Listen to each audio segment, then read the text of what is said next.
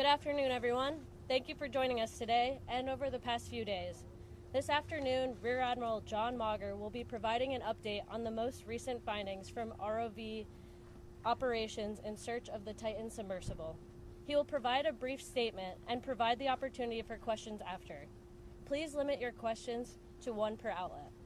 Following the briefing, the Joint Information Center staff and I will be here to help you with any of your further needs. May I now please introduce Rear Admiral John Mauger.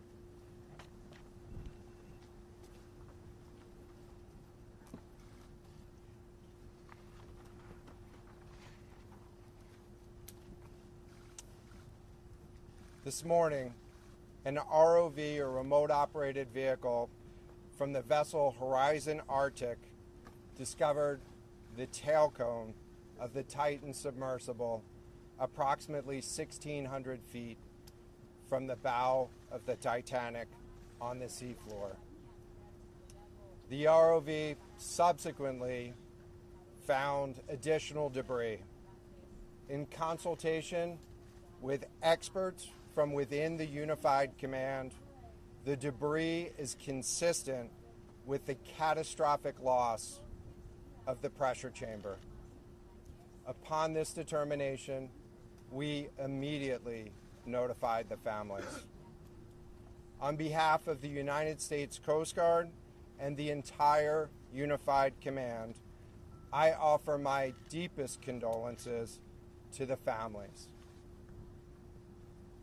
I can only imagine what this has been like for them, and I hope that this discovery provides some solace during this difficult time.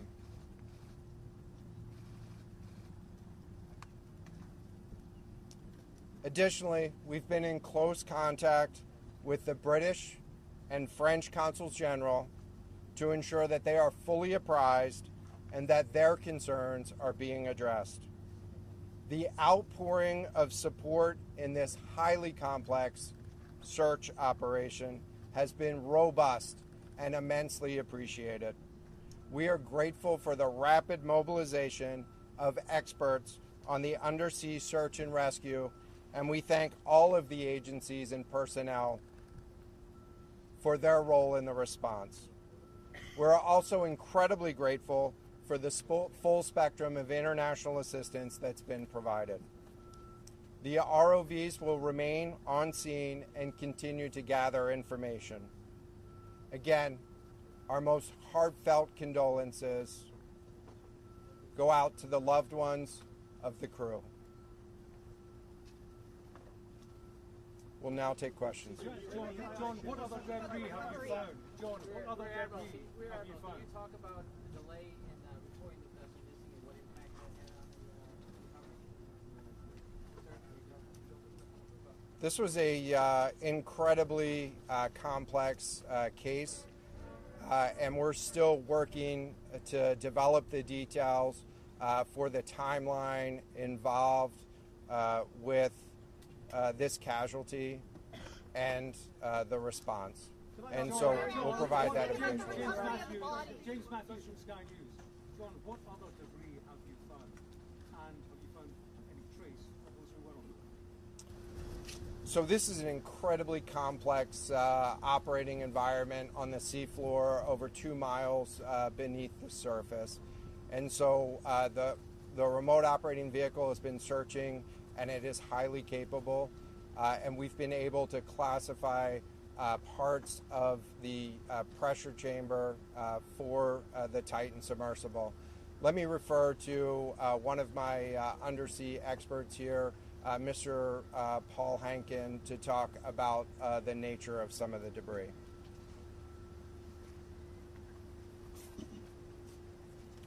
Thank you, Admiral. So essentially, we found 5 different major pieces of debris that told us that it was the remains of the Titan. The initial thing we found was the nose cone, which was outside of the pressure hull. We then found a large debris field. Within that large debris field, we found the front end bell of the pressure hull. that was the first indication that there was a catastrophic event. Shortly thereafter, we found a second smaller debris field. Within that debris field, we found the other end of the pressure hull, the aft end bell, which was basically comprised of the totality of that pressure vessel. We continue to map the debris field, and as the Admiral said, we will do the best we can to fully map out what's down there. Can I ask you very much. It's a very difficult question to ask, but it will be an important one for the families, of course. What are the prospects of recovering the bodies of missing people? So the questions was related. I'm restating the question from the standpoint of sometimes it's hard to hear the question here. What are the prospects for recovering crew members? And so this is a incredibly unforgiving environment down there on the seafloor, and the debris is consistent with a catastrophic implosion of the vessel. And so we'll continue to work and continue to search the area down there, but I don't have an answer for prospects at this time. Admiral, it's Tom Costello at NBC News. Is there any suggestion, any suggestion at all that the sub itself collided with the wreckage of Titanic, or that instead it might have imploded above the wreckage and then rained down nearby? So the question was, is there any question as to whether or not the sub collided with the Titanic or whether it imploded above and debris field created from that? So the location of the Titan submersible was in an area that was approximately 1,600 feet from the wreck of the Titanic.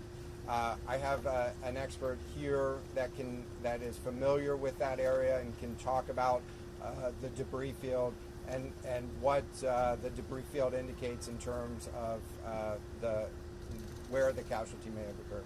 Rear Admiral, really quickly, can you tell me when that... Wait, let's get the expert voice, please. Hang on a second. The expert voice is coming up to answer the question. Thank you, Admiral. So the question is, where does the wreck lie in relation to the Titanic? I didn't hear the Admiral's answer. I think 1,600 feet. Is that correct, Admiral? Yep. So that's off the bow of Titanic. It's in an area where there is not any debris of Titanic. It is a smooth bottom. To my knowledge and anything I've seen, there's no Titanic wreckage in that area. And again, 200 plus meters from the bow, and consistent with the location of last communication for an implosion in the water column. And the size of the debris field is consistent with that implosion in the water column. Admiral, if I can ask you a question, in terms of the timing here, you say that this was a catastrophic implosion. And I know it's early on, but is it your estimation that this happened right at the moment when they lost contact, an hour and 45 minutes after their descent? So the question was about the timing of the catastrophic implosion. Right now, it is too early to tell with that. We know that as we've been prosecuting this search over the course of the last 72 hours and beyond, that we've had sonar buoys in the water nearly continuously and have not detected any catastrophic events when those sonar buoys have been in the water. So, Admiral, can you just...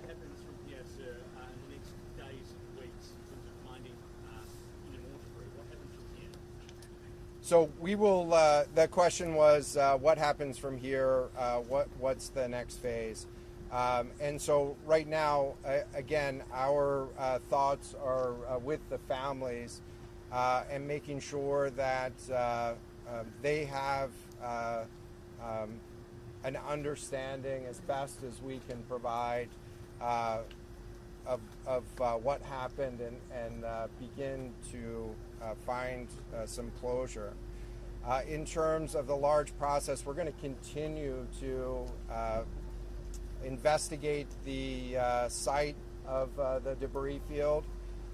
And then I know that there's also a lot of questions about how, why, and when did this happen?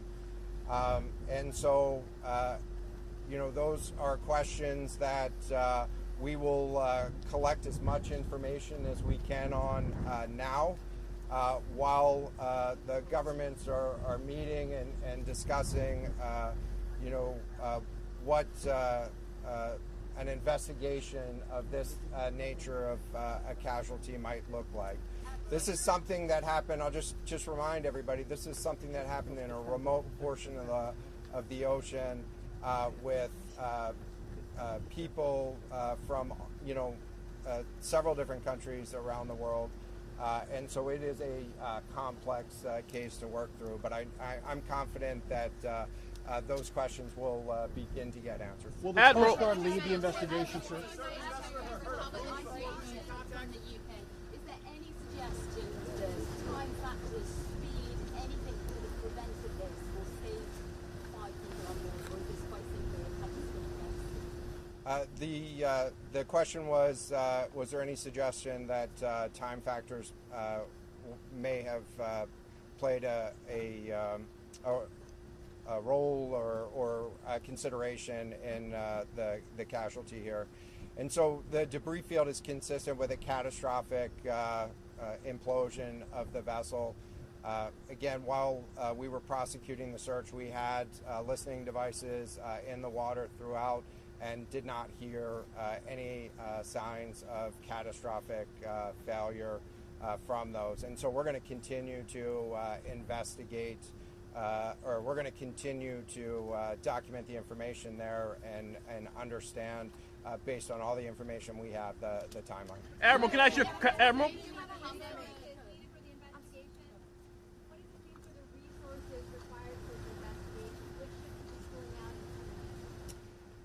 So the question was, what are the resources required for the investigation, and which ships will be pulling out and staying in?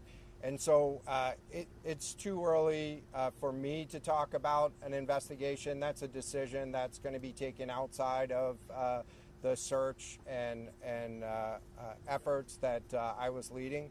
But we do have a number of vessels. We have 9 vessels on the scene right now.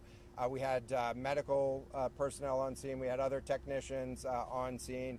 And so we will begin to demobilize personnel and vessels from the scene over the course of the next 24 hours.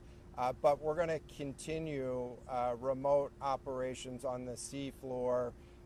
And I don't have a timeline for when we would intend to stop remote operations on the seafloor at this point. Admiral,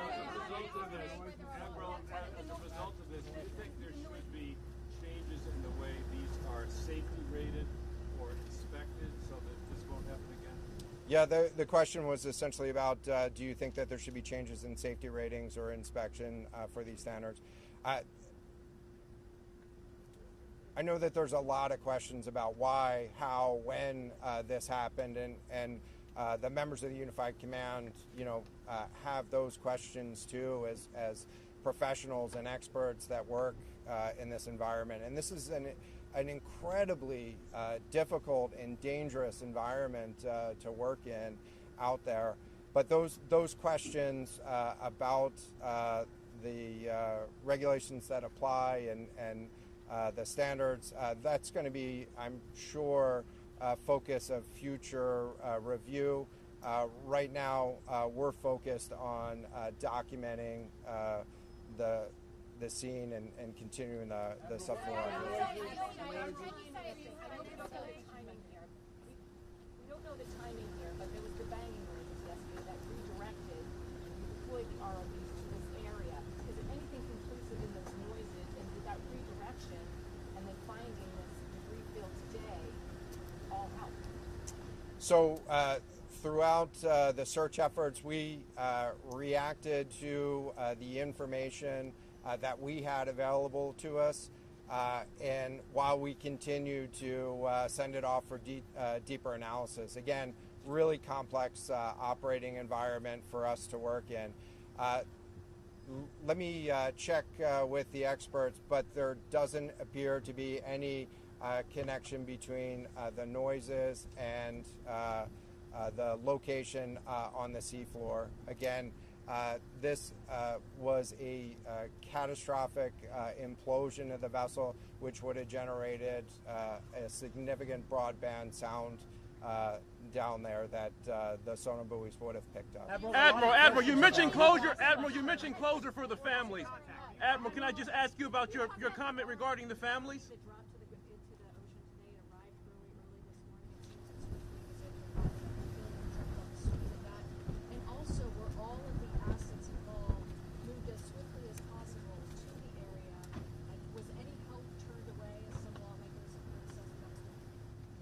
This was a incredibly complex operation, and we were able to mobilize an immense amount of gear to the site in just a really remarkable amount of time, given the fact that we started without any sort of vessel response plan for this or any sort of pre-stage resources. And so the equipment that was brought on site this morning that we were using was a pelagic ROV capable of operating at 6,000 meters, cameras, sonar, other articulating arms and resources on it. And it, we had to transport it here through C-17 aircraft. This is 2 aircraft that it took to get this up here. And so we've really had the right gear on site and worked as swiftly as possible to bring all of the capabilities that we had to bear to this search and rescue effort. And it was just a huge international and interagency effort to make this happen. So I'm really grateful for all of the responders that came out to support this and really search for the vessel. It is a difficult day for all of us, and it's especially difficult for the families, and our thoughts are with the families today. But this was an immense support, and we had the right gear on the bottom to find it. Admiral, you mentioned Admiral. Will you attempt to recover the bodies, can we ask you? The victims, will they be recovered? Thank you so much, everyone, for attending this afternoon. There are no future planned press conferences. Updates will be shared to the USCG Northeast Twitter page, and our staff will be available to take down any questions following this. Thank you. And give the names of the 2 gentlemen you spoke. I can get that back to you afterwards, just so I can confirm. Thank you. Yes, I got it.